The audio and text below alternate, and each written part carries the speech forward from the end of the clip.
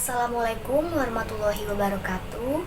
Perkenalkan, saya Sri Suwartini selaku moderator dan juga pemateri dari kelompok 2 yang beranggotakan saya sendiri, Vincentius Arun dan juga Melati Puspadeni. Kami dari kelompok 2 akan mempresentasikan materi mengenai fungsi sastra Melayu, kesusastraan pada Melayu kuno, kemudian karya sastra pada zaman Melayu kuno, pengaruh Hindu dalam kesusastraan Melayu, epos India dalam kesusastraan Melayu, cerita Panji dalam pengaruh Jawa, kemudian terakhir kesastraan Melayu klasik yang dimana mencakup sejarah dan juga prasastinya. Dilanjut untuk pemateri pertama yaitu Assalamualaikum warahmatullahi wabarakatuh. Perkenalkan, nama saya Vincentius Arun. Saya di sini akan memaparkan tentang materi fungsi. Sastra Melayu klasik digunakan oleh ulama di Nusantara menjadi media dakwah dan saluran menyampaikan pemikiran. Asman Bayu Siri, seseorang tokoh Syahuri. Kesetaraan rakyat atau kesetaraan Melayu asli. Kesetaraan rakyat adalah kesetaraan Melayu asli yang hidup di tengah-tengah masyarakat. Cerita ini diturunkan dari orang tua pada anaknya, nenek kepada cucunya, cerita kepada pendengar, dan dari generasi ke generasi menyebabkan pemikirannya. Banyak syair yang terkenal seperti Syair Dangeng, Syair Perahu, Syair Perunggu, dan lainnya. Selain itu, sastra khususnya hikayat digunakan untuk menjadikan motivasi dan pemekaran semangat pada saat perang seperti yang terjadi saat malam sebelum orang Portugis datang untuk menyerangkan Malaka. Ketika itu komandan tentara datang menemui Sultan untuk meminta izin membacakan hikayat Muhammad Aswani pada tentara, namun raja ingin dia membawakan hikayat Amir Asman, dan akhirnya dia membacakan keduanya malam itu juga. Dalam kesetaraan Melayu klasik, batas antara kesetaraan lisan dengan kesetaraan tertulis tidak begitu jelas. Apa yang dikatakan sastra lisan dan juga sekarang yang telah ditulis sehingga ditemukan dalam bentuk tulis. Sebaliknya, apa yang telah dituliskan sekarang diceritakan kembali secara lisan. Misalnya cerita Pelanduk Jenaka. Cerita ini tersebar luas di kalangan masyarakat secara lisan. Semakin waktu berjalan oleh raja atau bangsawan yang memiliki pengaruh besar di kalangan kerja, cerita tersebut dikumpulkan dan dibukukan. Baik, itu saja presentasi dari saya.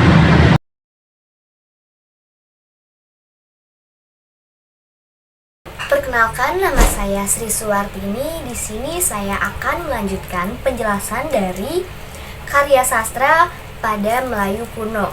Seperti yang sudah dijelaskan, karya sastra pada Melayu kuno terbagi atas 4 jenis cerita. Yang pertama, cerita asal-usul atau cerita rakyat. Yang kedua, cerita binatang atau fabel. Yang ketiga, cerita jenaka. Dan yang keempat, cerita pelipur lara. Yang pertama, cerita rakyat ataupun cerita asal-usul ini merupakan cerita yang sudah tua dan di mana cerita ini tuh diceritakan secara turun-temurun dari para leluhurnya kepada anak-anaknya. Bisa dijelaskan cerita ini dari siklusnya ini dari keluarga terlebih dahulu.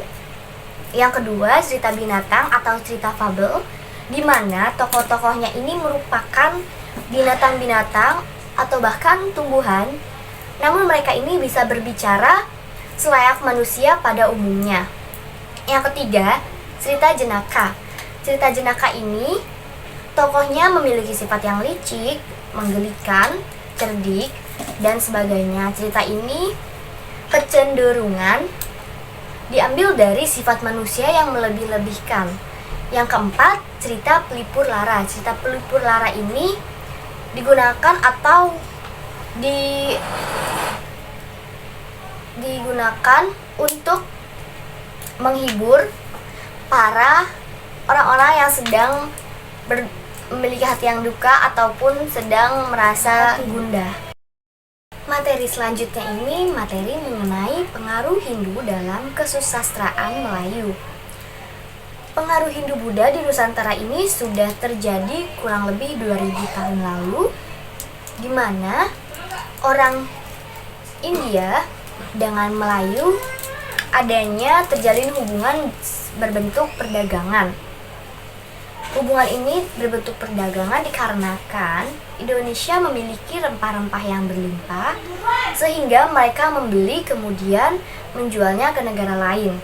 Selain karena adanya hubungan perdagangan, ada yang mengatakan alias menurut Zisilur, yang menyebarkan agama Hindu di Melayu adalah para Brahmana, di mana para Brahmana ini diundang oleh raja untuk meresmikan mereka sebagai kesatria yang akan menetap dan mengembangkan agama Hindu di Melayu.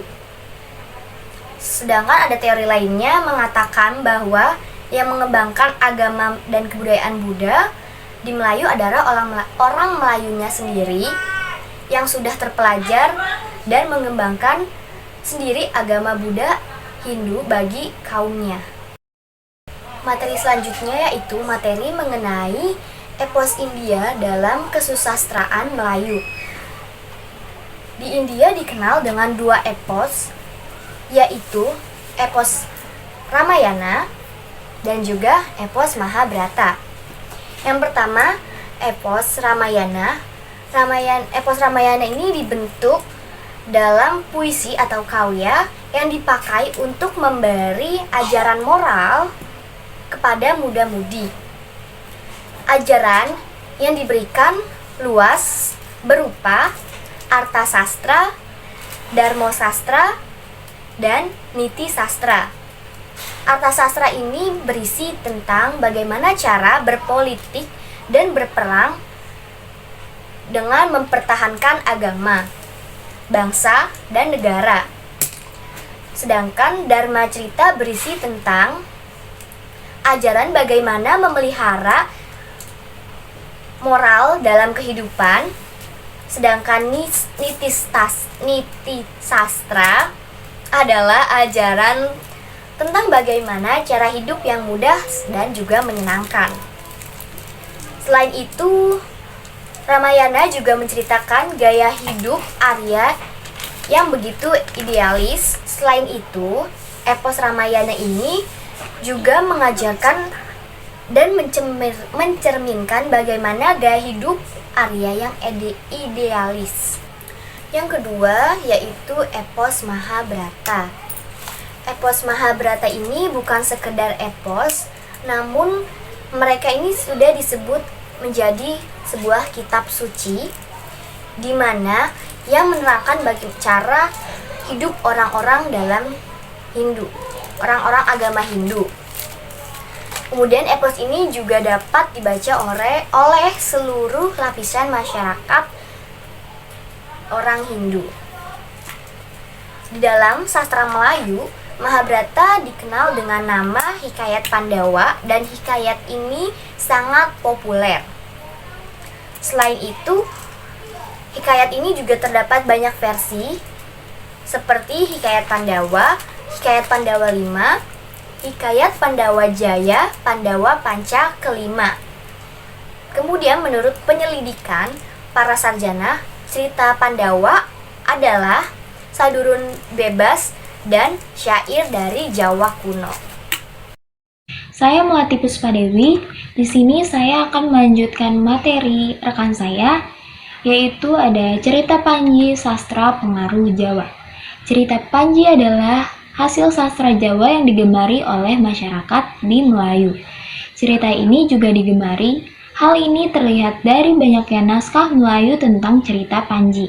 Beberapa jenis ceritanya adalah Hikayat Galuh Digantung, Hikayat Cake Wanengpati, Hikayat Panji Kuda Semirang, Hikayat Panji Kirana, Hikayat Nisa Tamanjayang Kusuma, Hikayat Dewa Asmara Jaya, Hikayat Undakan Pamurat menurut J.J. Ras Yakwong pada tahun 1991 pada halaman 49.